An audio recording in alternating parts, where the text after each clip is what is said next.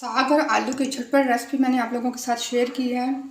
आप लोगों ने इसे ज़रूर ट्राई करना है। बहुत ही टेस्टी रेडी होती है और आलू तो सबको बहुत ज़्यादा पसंद होते हैं। साग के साथ आलू भी इंजॉय करो और साग का भी मज़ा लें। आप लोगों ने अपना फीडबैक दें।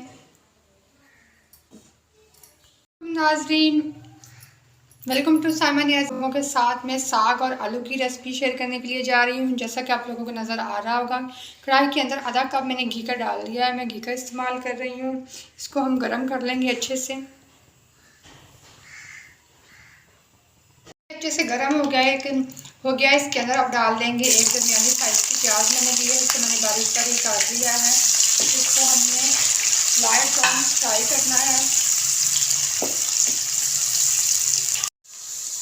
प्याज लाइट ब्राउन हो गया है। इसके अंदर एक चाय की चमची अदरक लहसुन का पेस्ट है, ये डाल के हमने 1 मिनट से फ्राई करना है ताकि लहसुन की स्मेल ख़त्म हो जाए।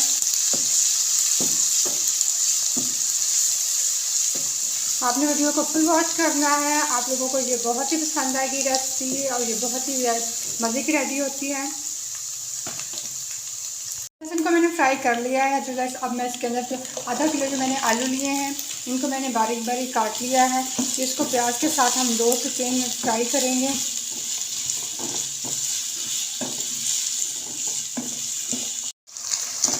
आलूओं को 2 से 3 मिनट मैंने फ्राई कर लिया है। अब इसके अंदर 3 से 4 हरी मिर्चें मैंने डाल देनी है और साथ में आधी चाय की चमची से कम सूरज मिर्च का हम इस्तेमाल करेंगे और आधी चाय की चमची ही हम नमक डालेंगे इसके अंदर।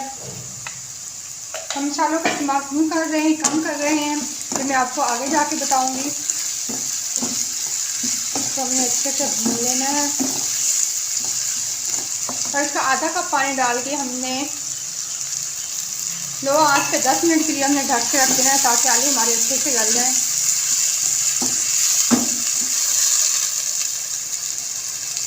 10 मिनट हो गए हैं, इसमें ढक के रखा हुआ था लो आग पे से ताकि हमारे आलू अच्छे से गल जाएं। और 10 मिनट के बाद हमारे आलू बहुत अच्छे से मुझे गल चुके हैं।